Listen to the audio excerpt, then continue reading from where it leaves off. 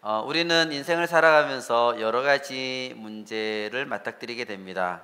학생들은 대학교 진학 문제가 가장 눈앞에 있고, 대학교를 진학하고 나면 또 취직 문제, 또 취직하고 나면 결혼을 어떻게 해야 될까, 또 결혼하고 나서는 육아의 문제라든지 여러 가지 문제들이 우리 앞에 있습니다. 또 이제 그뿐만 아니라 우리가 살아가다 보면 소중한 사람들과 헤어져야 되는 문제도 있고, 내가 열심히 믿었던 사람들한테 우리가 상처를 받는 경우도 있습니다. 계속해서 우리의 인생에는 곳곳에 여러 가지 문제들이 도사리고 있습니다. 여러분들도 지금까지 살아오면서 여러 가지 인생의 시련들을 또 만나셨을 거라고 생각이 됩니다. 시련과 어려움들은 누구나 만나게 되는데, 특별히 아주 큰 고통과 시련을 만났을 때 어떻게 여러분들이 그것을 해결하셨습니까? 큰 시련을 당했지만 지금 이 자리에 여러분들이 와 있다는 것은 그 문제가 또 해결됐다는 뜻일 수도 있을 것입니다. 그때는 힘들었지만 주님의 말씀대로 우리에게 감당할 수 있는 시험만 우리에게 주시기 때문에 우리가 이 자리까지 올 수 있지 않았나라는 생각을 하게 됩니다. 우리 인생을 가리켜서 베드로 사도는 나그네라는 표현을 썼습니다. 본향을 가는 나그네로서 이 땅에 사는 동안에 우리는 불가능이라는 높은 산을 만나기도 합니다. 이집트를 떠나서 출애굽해서 가나안 땅으로 향하던 이스라엘 백성들 앞에 눈앞에는 홍해가 가로막혀 있고, 뒤에는 바로의 군대가 계속해서 맹렬하게 추격하고 있습니다. 앞으로도 갈 수 없고 뒤로도 갈 수 없는 그 상황 가운데서 홍해 바다는 불가능과 같은 바다였을 것입니다. 또 우리 인생은 전쟁을 하는 것과 같습니다. 때로 우리들 앞에는 우리가 도저히 어떻게 할 수 있는 크나큰 적을 만날 수도 있습니다. 모세 앞에 서 있었던 바로 왕이 그런 존재였던 것 같고, 또 다윗 왕 앞에 있었던 엄청난 장수 골리앗이 또 그런 존재였을 것입니다. 그렇게 불가능하게 보이는 그런 상황들을 맞닥뜨릴 때는 사람들은 대개 절망하거나 좌절하는 경우들이 많습니다. 그러나 성경은 우리에게 어떤 불가능한 문제도 해결할 수 있을 것이라고, 해결할 수 있는 길이 있다고 알려주고 있습니다. 불가능해 보이는 높은 산도 정복할 수가 있고, 앞을 가로막고 있는 홍해 바다도 건널 수가 있고, 골리앗과 같은 엄청난 거인도 쓰러뜨리고 승리할 수 있다고 말하고 있습니다. 오늘 본문의 이야기는 오병이의 기적이라고 누구나 다 알고 있고, 또 교회 다니지 않는 사람들도 많이 알고 있는 사건입니다. 이 기적은 유일하게 사복음서 마태, 마가, 누가, 요한복음에 모두 다 등장하는 유일한 기적의 사건입니다. 기적 사건으로는 유일하게 4개의 복음서에 모두 다 기록되어 있습니다. 그리고 그 내용을 보면서 대개는 불가능을 가능하게 만든 기적을 보여주는 대표적인 본문이라고 많이들 생각하고 있습니다. 제자들은 불가능한 일에 직면했습니다. 사람들을 먹여야 되는 문제가 그들 앞에 있습니다. 그러나 이 오병이의 기적은 불가능을 가능으로 바꾼 것이 핵심이라는 것으로 우리 다른 복음서에서는 그렇게 보여주지만, 요한복음에서는 좀 다른 각도로 우리에게 말씀해 주고 있습니다. 여러분들 한번 가만히 생각해 보시기 바랍니다. 예수님은 아무것도 없는 데서 음식을 만들어서 사람들에게 공급할 수 있을까요, 없을까요? 당연히 있겠죠, 그죠? 또 처음부터 제자들에게 너희가 알아보라고 하실 필요 없이 그냥 앉으라고 하신 다음에 하늘에서 만나가 떨어지도록 기도하실 수 있는 주님이었을 것입니다. 그런데 왜 굳이 제자들에게 가서 알아보라고 했을까요? 왜 굳이 다른 사람의 손을 통해서, 그것도 한 아이를 통해서 보리떡 5개와 물고기 2마리를 받으셔가지고 그것을 가지고 기적을 베푸셨을까요? 오늘 말씀을 통해서 왜 그렇게 하신 것인지를 우리가 깨닫는 시간이 되었으면 좋겠습니다. 1절과 2절 말씀을 다 같이 읽도록 하겠습니다. 그 후에 예수께서 디베라의 갈릴리 바다 건너편으로 가시매 큰 무리가 따르니 이는 병자들에게 행하시는 표적을 보았음이러라. 이 본문이 나오는 6장보다 앞에 나오는 5장에서는 38년 된 병자를 예루살렘에서 고치신 예수님은 그 후에 갈릴리로 돌아오셨습니다. 이때 사람들이 예수님께로 몰려오기 시작합니다. 요한복음에서 이 갈릴리에서 엄청난 사역을 하신 것이 바로 이 사건이 유일한 사건입니다. 물론 가나에서 혼인잔치도 있었고 또 왕의 신하의 아들을 고쳐준 사건도 있었지만 이렇게 많은 사람들과 이렇게 기적을 베푸신 일은 이곳이 유일한 사건입니다. 동일한 기적이 기록된 마가복음을 보면 이때는 제자들이 예수님을 대신해서 각 곳으로 흩어져 가지고 전도하고 돌아온 직후였던 것입니다. 두 사람씩 짝을 지어 나가면서 예수님처럼 귀신도 쫓아내고 또 병도 고치고 하나님 나라를 선포했습니다. 정말 성공적으로 그들은 사역을 했던 것입니다. 그것을 본 갈릴리 사람들이 예수님과 제자들 따라서 이곳까지 온 곳입니다. 제자들이 저 정도로 귀신을 쫓아내고 저 정도의 능력이 있다면 그 선생은 얼마나 대단할 것인가 하고 사람들이 쫓아왔습니다. 하지만 예수님은 제자들이 사람들의 잘못된 기대에 휩쓸리지 않게 하시기 위해서 산으로 데리고 올라가십니다. 3절 말씀을 같이 읽겠습니다. 예수께서 산에 오르사 제자들과 함께 거기 앉으시니 이 무리들은 예수님을 끈질기게 따라다녔습니다. 2절 말씀에 세 개의 동사가 나옵니다. 큰 무리가 따르니 이는 병자들에게 행하시는 표적을 보았음이러라. 여기에서 따르다, 행하다, 보다 이런 세 개의 동사가 나오는데 이 세 개의 동사가 모두 완료형이라고 합니다. 헬라어에서 이 완료형은 어떤 일이 과거로부터 지금까지 계속해서 진행되고 있는 경우에 사용됩니다. 무슨 말인가 하면 한번 하고 끝나는 일이 아니라 계속해서 이루어지고 있다는 것입니다. 그러니까 사람들이 예수님을 한번 따르고 말았던 것이 아니라 계속해서 따라다닌 겁니다. 끈질기게 따라다닌 것입니다. 마침 요즘에 스토커처럼 계속해서 예수님을 졸졸졸 계속 따라다녔다는 얘기입니다. 그 이유는 제자들뿐만 아니라 예수님이 여러 번 반복해서 환자들을 고쳐주는 표적을 행하셨고 또 그것을 이 무리들이 보았기 때문입니다. 예수님도 계속 병을 고치는 표적을 행하셨고 이 사람들은 계속 따라다니며 그것을 보았다는 뜻입니다.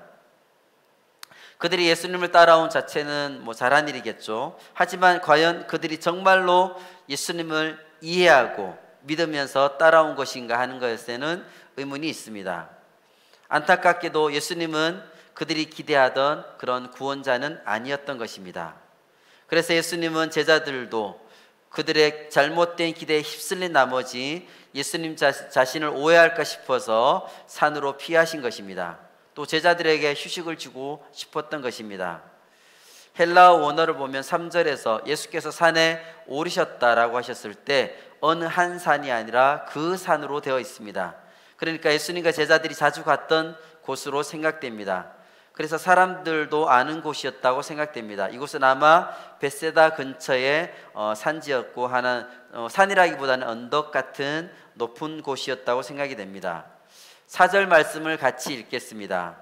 마침 유대인의 명절인 유월절이 가까운지라.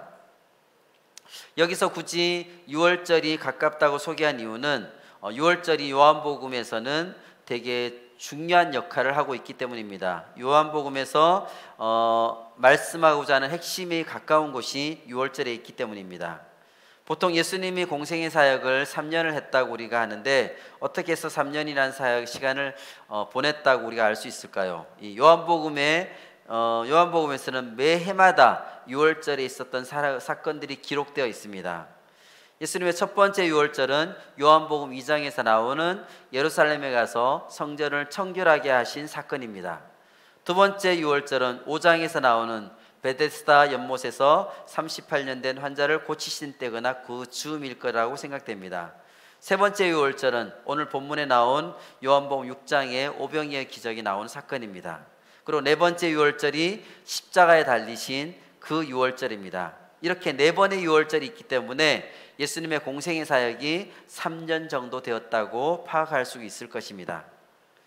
시간적 배경인 유월절에 일어난 이 오병이의 사건은 예수님이 십자가에 달리신 그 유월절보다 바로 1년 전에 있었던 사건입니다. 이 사건을 통해서 예수님께서는 우리를 위해서 자신의 몸을 십자가에 들이셨듯이 우리에게 생명의 떡으로 우리를 자신의 몸을 들이셨다는 것을, 우리를 위해 제물로 내어주셨다는 것을 상징적으로 보여주고 있다는 것입니다. 34절 35절 말씀을 같이 읽겠습니다. 그들이 이르되 주여 이 떡을 항상 우리에게 주소서. 예수께서 이르시되 나는 생명의 떡이니 내게 오는 자는 결코 줄이지 아니할 터이요 나를 믿는 자는 영원히 목마르지 아니하리라. 요한복음 6장 전체가 나는 생명의 떡이다 라는 예수님의 말씀이 주제로 나와 있습니다. 그 말씀 전에, 나는 생명의 떡이라는 그 말씀 전에 나오는 사건이 바로 이 오병이의 사건입니다. 예수님이 생명의 떡이라는 것을 이 표적을 통해서 미리 무리들에게 보여주는 사건이 바로 이 오병이의 사건입니다. 오늘 말씀을 통해서 이 오병이의 표적을 통하여서 우리에게 말씀하신 것을 여러분들이 잘 듣고 깨달아 알기를 원합니다. 또한 그 말씀을 나의 말씀만 받아들여서 우리의 삶의 변화가 일어나는 우리 모든 베델 가족들이 되시기를 원합니다. 오병이의 표적을 통해서 우리에게 말씀하시는 것 첫 번째는 무엇이냐? 첫째는 부족한 우리를 사용하신다는 겁니다. 첫째는 부족한 우리를 사용하신다는 것입니다. 5절과 6절 말씀을 같이 읽겠습니다. 예수께서 눈을 들어 큰 무리가 자기에게로 오는 것을 보시고 빌립에게 이르시되 우리가 어디서 떡을 사서 이 사람들을 먹이겠느냐 하시니, 이렇게 말씀하시면 친히 어떻게 하실지를 아시고 빌립을 시험하고자 하심이라. 이런 내용은 요한복음에만 나옵니다. 다른 복음서에는 빌립이 질문을 받았다고 하는 내용이 나오진 않습니다.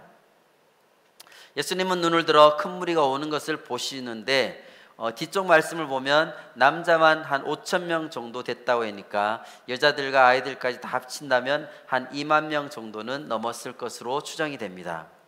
남자들은 일하러 간 사람도 있었을 것이고 일이 없는 사람들만 쫓아왔을 것이기 때문에 여자들과 아이들은 숫자가 훨씬 더 많았을 것이기 때문입니다.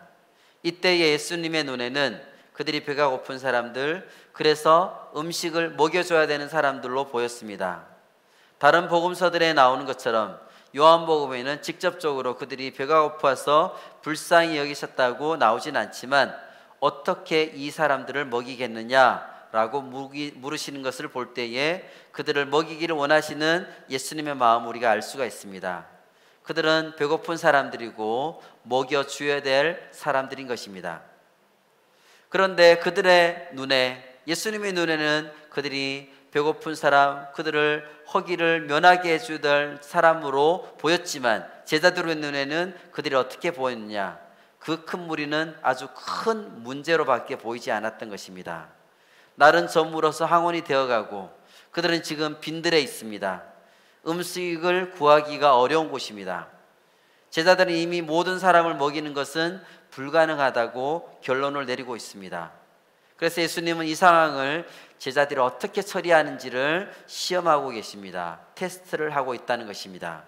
이것은 그들을 넘어뜨리기 위한 유혹인 그 템테이션이 아니라 테스트를 그들에게 시키고 있다는 것입니다. 훈련의 과정으로 제자들이 어떻게 이것을 대하는 것을 보려고 훈련시키는 과정인 것입니다.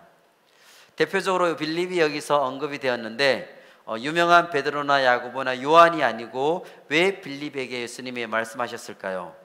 특별한 이유가 있다기보다는 그가 바로 이곳에서 가장 가까운 벳세다 출신이라는 것입니다. 고향이 바로 여기입니다. 그래서 그가 그곳 지리를 너무나 잘 알고 있고 어디서 먹을 것을 살지도 잘 알고 있기 때문에 그에게 말씀하셨을 것으로 생각됩니다. 그리고 조금 뒤에는 안드레가 나와서 이야기를 합니다. 시몬 베드로와 안드레 역시 이 형제 역시 이곳 벳세다 출신의 사람들입니다. 그들의 고향이 거기이기 때문에 이들이 다른 제자들보다 앞에 나오는 것입니다. 예수님은 자신이 세상을 떠나신 후에 제자들만 남게 될 때에 그때에 불가능한 일을 만나게 된다면 그 문제를 어떻게 해결할 수 있을지 그들에게 미리 훈련시켜 주기를 원했던 것입니다. 이때 빌립은 예수님의 질문에 대해서 뭐라고 대답했습니까? 7절 말씀을 같이 읽도록 하겠습니다. 빌립이 대답하되 각 사람으로 조금씩 받게 할지라도 200데나리온의 떡이 부족합니다. 빌립은 굉장히 머리가 잘 돌아가는 사람이었다고 우리가 알 수 있을 것 같습니다. 아주 수학적인 사람이다. 계산이 아주 빠릅니다. 200데나리온 어치의 떡을 사도 조금밖에 돌아가지 못하고 그것도 모자란다고 결론을 금방 내립니다. 그 당시 노동자가 하루에 일해서 번 돈이 한 데나리온이라고 합니다. 그래서 200데나리온은 그 당시 노동자가 8개월 정도의 일을 해야 벌 수 있는 돈입니다. 여러분 자신의 8개월 수입을 생각해 보시면 그 정도 액수라고 생각할 수 있을 것입니다. 그는 수를 세는 머리가 아주 빨리 돌아갔습니다. 그리고 결론이 뭡니까? 불가능하다는 것입니다. 자기 머리로는, 자기 계산으로는 도저히 불가능하다는 것입니다.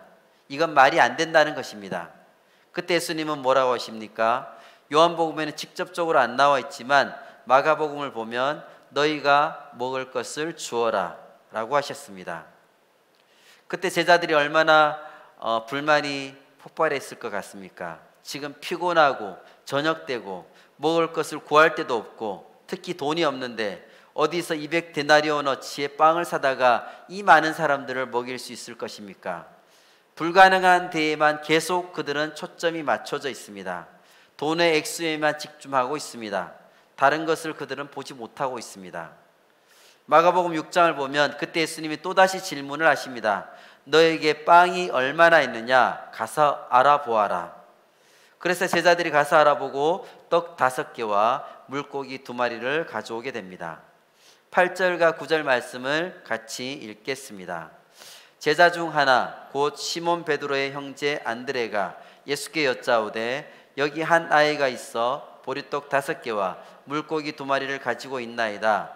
그러나 그것이 이 많은 사람에게 얼마나 되겠사옵나이까? 보통 우리가 여기서 생각할 수 있는 것은 비록 아주 작은 것, 적은 것, 보잘것없는 것이라도 주님께 드리면 주님이 그것을 사용해 있어서 엄청나게 큰 일을 이루실 수 있을 것이다 라는 교훈을 보통 얻습니다. 그런데 거기서 끝나버린다면 이 사건의 핵심을 놓쳐버릴 수가 있습니다. 당연히 물론 그런 뜻도 이 안에 있습니다. 보잘것없고 연약하고 부족하지만 주님 손에 들리기만 하면 엄청난 일을 일어날 수 있다는 것이 이 뜻 안에 있습니다. 그런데 요한복음에서는 오병이어 사건을 말하면서 그보다 다른 것을 이야기하고 있는 것입니다. 생각해 보시길 바랍니다. 오병이어를 통해서 일어난 기적과 아무것도 없는 데서 일어난 기적 중에 어느 것이 진짜 기적 같습니까? 조금을 가지고 나중에 12바구니에 남는 것을 담을 정도로 된 것은 엄청난 기적입니다. 그러나 뭔가 보이는 것, 가지고 있는 것으로 만들어내는 것과는 비교해서 아무것도 없는 데서 하늘에서 만약에 쏟아지게 했다거나 또 물고기가 갈릴리 호수에서 막 날아가지고 튀어온다면 엄청난 기적이 아닐 것입니까? 당연히 주님은 그렇게 할 수 있는 능력이 분명히 있으셨던 분입니다. 그럼에도 불구하고 예수님은 이때에 오병이어 보리떡 5개와 물고기 2마리를 사용하셨다는 겁니다. 이것은 보잘것없어도 우리가 뭔가를 드려야만 주님이 일할 수 있다는 것은 아닙니다. 여기서 오병이어가 나오는 것은 하나님이 하나님 나라와 복음 전파를 위하여서 연약하고 부족한 우리를 사용하신다는 그 사실에 있습니다. 뭔가 보잘것없는 것이라도 드릴 때에 하나님이 엄청나게 증폭시키셔서 사용할 수 있다는 뜻도 있지만 그 이전에 연약하고 부족한 우리 자체를 사실 써봐야 별 것도 없는 또 쓰기 싫어하는 그런 존재일 수도 있지만 그런 우리를 사용하신다는 것에 초점이 있다는 것입니다. 예수님의 복음 사역에서 가장 주목해야 하는 것은 기적 그 자체가 아닙니다. 아무리 놀랍고 대단한 기적이라도 예수님이 하시는 일의 목적은 사건이 아니라 기적 그 사건이 아니라 사람입니다. 그러니까 우리가 뭔가 물건을 들여 헌신하고 우리가 하는 어떤 것 때문에 하나님이 엄청난 일을 이루신다는 것이 아니라 우리는 아무리 드려봐야 주님 보시기엔 이건 쓸 수 없는 쓸모없는 것일 수도 있다는 것. 그럼에도 불구하고 하나님께서는 그것을 기뻐해서 사용하신다는 것. 왜냐하면 우리가 그것을 드렸기 때문이라는 것입니다. 그래서 진짜 하나님의 관심은 사건이 아니라, 기적이 아니라 하나님의 백성에게 있다는 것입니다. 하나님은 이 기적을 통해서 하나님의 백성을 만드는 것에 초점이 있습니다. 이 오병이어 사건에서도 예수님은 굳이 제자들에게 이 테스트를 하십니다. 뭐하러 하시느냐? 그냥 하셔도 되는데 그런 테스트를 통해서 그들이 뭔가를 깨닫고 또 배우기를 원하신다는 것입니다. 이 제자들은 모든 믿는 사람을 대표하는 역할을 하고 있습니다. 바로 우리들을 말하고 있습니다. 우리들은 전혀 특별하지 않은 아주 평범한 사람들입니다. 제자들도 마찬가지로 특별한 것이 없고 평범한 아주 그런 제자들을 주님께서 제자로 삼아 주셨고, 제자들의 역할이 뭔지를 또 그 역할을 가르쳐 주고 계십니다. 사람을 계속해서 만들어가고 있는 과정이라는 것입니다. 이것이 오병이어 사건에서 매우 중요한 내용입니다. 우리는 특별하지도 않고 또 잘하는 것도 없습니다. 여러분들한테 우리가 돈과 명예, 권력 이런 것도 많은 것이 아닙니다. 그냥 평범합니다. 아니 또 평범하지도 못할 수도 있습니다. 그런 우리를 주님께서는 부르셔서 주님의 제자로 삼아 주시겠다고 하셨습니다. 우리의 모난 부분을 훈련을 통해서 깎아주십니다. 비전 없던 우리에게 삶의 비전을 넣어주셨고, 가치 없던 우리에게 하나님의 자녀로서의 가치를 넣어주셨습니다. 이렇게 우리를 매일마다 주님은 하나님의 백성으로 만들어 가십니다. 조금 괜찮아진다 싶으면 교만해져서 자기 마음대로 합니다. 그러다 넘어지게 됩니다. 그럴 때 다시 하나님의 말씀으로 우리를 위로해 주시고 다시 우리를 이렇게 세워주십니다. 그러면서 우리는 제자의 삶을 배워가며 점점 살아가게 됩니다. 주님께서 내 삶을 붙들어 주시며 주님께서 나를 만들어 가신다는 것입니다. 이것이 오병이어 사건을 통해서 오늘 우리에게 하시는 말씀입니다. 하나님은 아무것도 없는 데서도 기적을 일으킬 수 있는 분이신데도 이 사건에서 오병이어라는 도구를 사용하십니다. 왜 그러십니까? 그것은 우리에게 필요한 것들이 너무나 많은데 그것에 비해 우리가 가진 것이 얼마나 하찮은 것인가를 깨닫게 하시고, 또 우리 힘으로는 우리 자신의 필요를 채울 수 없는 존재라는 것을 깨닫게 하시기 위함입니다. 또한 보잘것없는 오병이어를 사용하신 것처럼 주님은 정말 형편없고 쓸 수도 없는 우리도 하나님 나라 확장을 하는 일에 사용하신다는 것을 보여주시기 위함입니다. 여러분 스스로 나 정도 되는 사람이면 당연히 하나님이 쓰실 만한 사람이지 라고 생각하십니까? 그렇게 생각한다면 너무나 큰 착각을 하고 있는 것입니다. 우리 중 어느 누구도 어느 하나도 하나님 보시기에 쓰실 만한 사람은 아무도 없습니다. 의인도 하나도 없습니다. 그런데 하나님께서 어떻게 우리를 쓰십니까? 그런데도 그렇지만 하나님께서 그것에도 불구하고 우리를 써주신다는 것, 바로 그 자체가 우리에게는 은혜가 되는 것입니다. 하나님의 이 은혜를 깨달은 사람만이 정말 감사함으로 예배를 할 수가 있습니다. 이 은혜가 있는 사람만이 감사의 기도를 할 수가 있고 하나님의 도우심을 간청하는 기도를 간절하게 할 수가 있습니다. 이 은혜가 있는 사람만이 하나님 주시는 은혜를 사모하며 매일마다 말씀을 읽고 묵상할 수가 있습니다. 우리의 신앙생활 속에 어느샌가 무미건조함이 스며들어와 있다면 하나님의 은혜를 다시 생각하시기를 바랍니다. 하나님의 은혜로 우리가 다시 회복되어지길 원합니다. 너무나 부족한 우리지만 하나님께서는 우리를 사용하십니다.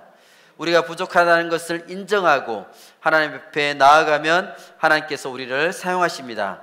우리의 교만한 마음을 내려놓고 부족함을 인정하며 하나님 앞에 나아가서 하나님께 쓰임받는 우리 모든 베델 가족들이 되시기를 원합니다. 이 오병이어 표적을 통해서 우리에게 하시는 말씀, 두 번째 말씀은 무엇이냐? 둘째는 부족한 것을 내놓으면 사용하신다는 것입니다. 이때 한 아이가 보리떡 5개와 물고기 2마리를 갖고 있어서 안드레가 그 아이를 직접 데리고 예수님께 왔습니다. 다른 데서는 떡이라고 하는데 요한복음에서는 보리떡이라고 나옵니다. 요즘에 우리가 제과점에 가서 먹는 그런 맛있고 보기 좋은 그런 떡이 아닙니다. 그런 빵이 아닙니다. 아주 작고 밋밋한 빵입니다. 중동 지역의 빵이 그렇습니다. 그러나 옛날 2000년 전에는 훨씬 더 형편없었을 것 같습니다. 아주 가볍고 또 한 사람이 먹어도 너무나 부족한 여러 개를 가볍게 먹을 수 있을 정도의 양이었습니다. 여러 개를 먹어도 배가 안 부릅니다. 그러니까 떡 5개와 물고기 2마리는 한 사람의 한 끼분의 식량도 되지 않습니다. 게다가 얘는 아이이기 때문에 아이 양은 어른보다 훨씬 더 적습니다. 아이나 먹을 만한 그 정도의 양이었다는 것입니다. 안드레와 제자들은 그러한 보리떡 5개와 물고기 2마리를 보면서 어떤 평가를 내렸습니까? 9절 말씀을 같이 읽어보겠습니다. 여기 한 아이가 있어 보리떡 5개와 물고기 2마리를 가지고 있나이다. 그러나 그것이 이 많은 사람에게 얼마나 되겠사옵나이까? 이것을 세번역 성경에는 뭐라고 나와 있냐면, 그러나 이렇게 많은 사람에게 그것이 무슨 소용이 있겠습니까? 이것을 요즘 우리말로 한다 그러면 이것 가지고 요까지 것 가지고 어디다 씁니까? 하고 얘기하는 것이죠. 아주 하찮게 보는 것입니다. 드리겠다고 나온 건 귀한데 이건 말이 안 된다는 것입니다. 그런데 예수님이 보시는 것은 제자들이 보는 시각하고 전혀 달랐습니다. 제자들이 보기에는 하찮은 것이었고 요까지 것이었지만 놀랍게도 그것을 가지고 엄청난 기적을 일으키시는 것입니다. 쓸 수도 없는 것 가지고 엄청난 기적을 일으키신다는 것입니다. 엄청나게 많은 양이 필요한데 가진 것이 떡 5개와 물고기 2마리 뿐입니다. 그런데 예수님은 그 보잘것없는 것을 사용하신다는 것입니다. 사실 그런 게 나왔을 때 됐다, 그냥 내가 알아서 하겠다 라고 예수님께서 하셨어도 됐을 것 같습니다. 우리가 주님 앞에 왔을 때 여기 주님이 쓰실 만한 사람이 있습니다 라고 주님 앞에 나가게 되면 주님이 보시고 됐다, 그냥 혼자 알아서 내가 다 알아서 할게 하시지 않겠습니까? 그런데 주님께서는 써주시겠다는 겁니다. 이것이 하나님의 동역자가 되는 엄청난 축복입니다. 혼자 하실 수 있는 분이 정말 보잘것없는 떡 5개와 물고기 2마리로 일을 하고 계시는 겁니다. 10절에서 13절 말씀을 같이 읽겠습니다. 예수께서 이르시되 이 사람들로 앉게 하라 하시니 그곳에 잔디가 많은지라 사람들이 앉으니 수가 5,000명쯤 되더라. 예수께서 떡을 가져 축사하신 후에 앉아있는 자들에게 나눠주시고 물고기도 그렇게 그들의 원대로 주시니라. 그들이 배부른 후에 예수께서 제자들에게 이르시되 남은 조각을 거두고 버리는 것이 없게 하라 하심으로 이에 거두니 보리떡 5개로 먹고 남은 조각이 12바구니에 찼더라. 이 말씀에서 가장 은혜가 되는 말씀이 무엇일까요? 저는 이 말씀을 이렇게 보면서 은혜 받은 구절이 있습니다. 11절 뒷부분에 보면 그들의 원대로 주시니라. 그들의 원대로 주시니라. 우리가 어릴 때 막 좋아하는 것을 막 먹고 있는데 아빠 엄마가 와서 야 그만 먹어 하고 딱 뺏는다면 으앙 하고 애들이 울지 않습니까? 더 먹고 싶은데 못 먹게 하니까 너무 서러워서 애들은 울게 됩니다. 지금 이 무리들은 간식을 먹는 게 아닙니다. 그들은 지금 주식이 없어서 주식으로 저녁 식사로 그것을 먹는 것입니다. 너무너무 배가 고픈 상태에 있습니다. 2만 명이나 되는 사람입니다. 그런데 음식을 주시니까 정신없이 그들이 먹습니다. 더 달라고 더 달라고 소리치면서 그들이 원대로 마음껏 그들이 먹었다는 것입니다. 정신없이 먹다 보니까 너무 배가 불렀습니다. 그래서 이 사람들이 배가 안 불렀으면 당연히 남지 않았겠죠. 남는 게 없겠죠. 그런데 그들이 배부르게 원대로 먹고 나서 남은 것이 바로 12바구니나 남았다는 것입니다. 충분히 그들이 먹었다는 얘기입니다. 예수님은 우리의 필요를 채워주시는데 이렇듯 넘치도록 채워주실 수 있는 분이십니다. 주님이 베푸신 기적은 그 자리에 있었던 사람들은 누구나 누릴 수가 있었습니다. 그들의 배고픔을 겨우 면할 정도로 주신 것이 아니라 그들이 원대로 먹고도 12바구니가 남을 정도로 예수님께서는 채워주셨습니다. 우리 주님의 채워주시면 우리의 생각과 상상을 초월합니다. 주님께 우리의 삶을 맡기면 나의 필요를 채워주시고 그보다 넘치도록 우리에게 채워주십니다. 12바구니나 남기는 기적을 통해서 가장 놀란 사람들, 가장 큰 영적 유익을 누린 사람들은 누구였을까요? 분명히 제자들이었을 것입니다. 오병이어 사건이 일어났을 때 그 기적을 직접 눈으로 그들은 확인했을 것입니다. 이 음식이 어떻게 늘어났는지 우리는 정확하게 알 수가 없습니다. 감사 기도를 하시고 제자들이 그것을 나누어 주셨을 텐데 남자만 5,000명, 전체가 2만 명이나 되니까 꽤 시간이 걸렸을 것입니다. 퍼주고 또 퍼주고 계속 나오니까 나누어 주는 제자들이 얼마나 힘이 났을 것 같습니까? 하나님이 일하실 때에 거기에 동참하도록 부르시는 사람들은 제자들처럼 너무나 평범한 사람들이고 사실 한 것이 아무도 없었지만 쓰임을 받는다는 것은 사실입니다. 그들이 부름을 받은 것이 무슨 남다른 능력이 있어서는 아닙니다. 여기서 제자들이 한 일이 무엇입니까? 자기들이 가지고 온 것도 아닙니다. 또 자기들이 꺼낸 것도 아닙니다. 예수님이 주신 것을 그저 받아다 그들은 무리들에게 전달해 준 것뿐입니다. 중간자의 역할을 했다는 것이고 분배자의 역할을 했다는 것입니다. 이것이 바로 우리가 맡은 청지기의 역할이라는 것입니다. 그게 너무너무 풍성하니까 풍성한 걸 받아서 그냥 풍성하게 넘겨주면 됩니다. 받아서 넘겨주어서 많은 사람이 배부르게 되었던 것입니다. 그러니까 나누어준 사람이 받은 사람보다 뛰어나서가 아니라 위대하신 주님으로부터 우리가 받아서 나누어 준 것뿐입니다. 그런데 그것이 바로 우리가 하는 사역입니다. 내가 잘나서 내가 하나님의 사역을 하는 것이 아닙니다. 주님이 나에게 주신 것을 그냥 받아서 사람들에게 전달하는 것, 이것이 바로 우리가 맡은 사역입니다. 성경의 인물들도 마찬가지입니다. 모세 같은 사람도 대단한 사람이라서 쓰임받은 것이 아닙니다. 40년 동안 이집트 왕자로서 훈련을 잘 받아서 쓰임을 받았습니까? 만약에 대단한 사람에서 쓰임을 받았다 그랬으면 그때에 모세가 쓰임을 받았어야 될 것입니다. 그렇지가 않았죠. 그때는 그저 사람을 죽이고 도망간 것밖에 없었습니다. 그 다음에 40년 동안 미디안 광야에서 양치기로 살았습니다. 그렇게 80세가 되고 나서 힘이 다 빠지고 아무것도 할 수 없을 때에, 그렇게 희망이 없을 때에 하나님이 모세를 부르셔서 그때에 사용하셨습니다. 그러니까 인간에게는 희망이 없어 보여도 하나님이 하시려고만 하면 된다는 것입니다. 그것을 모세를 통해 보여주기를 원하셨고 오늘 이 사건을 통해서 우리에게 보여주기를 원하시는 것입니다. 우리는 내가 잘나서 된 게 아니구나 하고 겸손할 수밖에 없는 동시에 또한 높으신 하나님, 위대하신 하나님이 나를 불러서 사용하신다는 그 사실에 감사함과 함께 주님이 나를 부르심에 자부심을 가지고 당당하게 우리에게 맡은 사역을 해야 될 것입니다. 우리가 아주 낮아지는 것과 동시에 하나님 주신 아주 높은 권세가 함께 있다는 사실이 모순 같아 보일 수도 있습니다.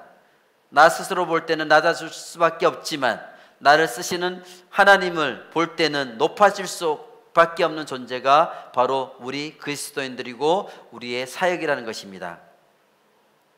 나에게 맡겨진 사역을 할 때에는 하나님께서 나에게 나눠줄 만큼 충분히 주셨다는 것을 인정하는 것이 우리에게는 필요합니다. 우리 눈에 보이지 않고 내가 느껴지지 않아서 나에게 없다고 생각하는 경향이 우리 안에 있습니다. 그러나 하나님께서는 우리에게 주신 것, 또 주시는 것을 그냥 우리는 전달할 뿐입니다. 그래서 사역을 한 후에는 우리는 자랑할 것도 없고 또 사역을 한 다음에 움츠러들 것도 없습니다. 낙심할 필요도 없습니다. 나는 그저 주님이 나에게 주신 것을 전달하는 통로의 역할을 생각하고 감당하면 됩니다. 그것이 바로 우리가 맡은 사역입니다. 사역도 그렇고 우리가 하는 모든 것들이 그렇습니다. 헌금도 마찬가지입니다. 사실은 우리가 돈을 드리는 것이 아니라 저는 하나님만을 의지하는 사람입니다 라는 신앙 고백으로 우리가 헌금을 하는 것입니다. 하나님이 우리의 헌금이 필요하셔서 꼭 내라고 하시겠습니까? 그렇지는 않습니다. 오병이어와 똑같습니다. 하나님이 보실 때는 정말 보잘것없는 것입니다. 그런데 그것을 통해서 하나님이 역사하시는 것입니다. 그러나 보통 우리는 어떻게 합니까? 열심히 모았다고는 하지만 그러나 그 결과는 오병이어입니다. 그렇지만 오병이어가 있어야 하나님의 일이 이루어지는 것은 아닙니다. 하나님 우리에게 봉사하라고 하시고 헌금하라 하시고 또 기도해라, 말씀 읽어라, 예배하라고 하시는 것은 우리가 우리 힘으로 사는 존재가 아니라는 것, 돈으로 사는 존재가 아니라는 것, 우리에게 필요한 것이 돈이 아니라 하나님이시라는 것을 우리에게 분명히 알려주시기 위한 것입니다. 우리에게 가장 필요한 것은 하나님이십니다. 보리떡 5개와 물고기 2마리를 가져온 아이가 있는데 그 아이가 바로 우리의 모습이라는 것을 깨닫게 해주십니다. 우리가 하나님 앞에 꺼내놓는 그 어떤 것도 보잘것없는 것입니다. 나는 이 정도면 됐다, 좋다고 생각 우리가 드립니다. 그 아이도 그 도시락이 자기에게는 좋은 것이었을 것입니다. 이 정도면 훌륭하고 충분하다고 생각했을 것입니다. 그러나 주님 보실 때는 전혀 충분하지도 않고 훌륭하지도 않습니다. 그런데 예수님은 그것을 사용하십니다. 다시 말씀드리지만 보잘것없는 것이라도 내놓고 드려야 주님이 일하신다는 것이 아니라 우리가 그렇게 할 때에 그것을 통해서 예수 그리스도께서 나를 통해서 일하기 시작하신다는 것입니다. 우리는 도구가 될 수 있다는 의미입니다. 아무리 부족하더라도 도구가 될 수 있는 것이 바로 우리라는 것입니다. 오병이어라는 것은 배고픈 사람들이 요구한 것이 아닙니다. 기적이 이루어지기 위한 조건도 아닙니다. 예수님은 얼마든지 혼자 하실 수가 있습니다. 오병이어를 가진 아이를 안드레가 데리고 오는데 처음에는 그 아이에게 사람들의 시선이 쏠렸을 것입니다. 그러나 오병이어를 받아서 예수님께서 그 기적을 일으키시니까 예수님에게로 사람들의 시선이 옮겨가게 됩니다. 그러니까 이 아이는 자기를 통해서 사람들의 시선이 예수님께로 가게 하는 도구로 쓰임을 받았다는 것입니다. 우리는 아무것도 아니고 보잘것없는 존재입니다. 우리가 아무리 대단한 것 같지만 전 세계에서 나를 아는 사람이 얼마나 될 것입니까? 주변 사람들이나 나를 알지 세계의 사람들은 내가 있는지도 모를 것입니다. 어떻게 그래서 우리는 훌륭한 사람이 될 수 있겠습니까? 아무리 훌륭하다 해도 또 우리가 세상을 떠나고 나면 다 잊혀버리고 말 것입니다. 그 분야에서나 조금 기억이 될 뿐, 아는 사람이나 기억하는 사람이 하나도 없을 수도 있습니다. 그리고 우리는 하나님의 일에 그렇게 도움이 되는 사람들이 또한 아닐 수도 있습니다. 사실 우리가 하나님이 하시는 일을 방해할 때도 너무나 많습니다. 그럼에도 불구하고 하나님은 우리를 내치지 않으시고 그래도 우리에게 오라고 하시고 그런 우리가 갖고 온 것, 부족한 것, 보잘것없는 것을 가지고 우리를 통해서 놀라운 일을 하십니다. 바로 이것이 오늘 오병이의 표적을 통해 우리가 깨달아야 되는 것입니다. 요한복음에서 왜 굳이 표적이라는 단어를 쓴다고 했습니까? 지난주 가나의 혼인잔치 이야기와 마찬가지로 표적은 예수님을 바라보게 하는 도구가 되기 때문입니다. 그냥 기적이 아니라 예수님을 바라보게 하는 도구이기 때문에 표적이라고 합니다. 그러니까 이것을 통해서 주님과의 관계가 더 세워지고 주님을 더 따르고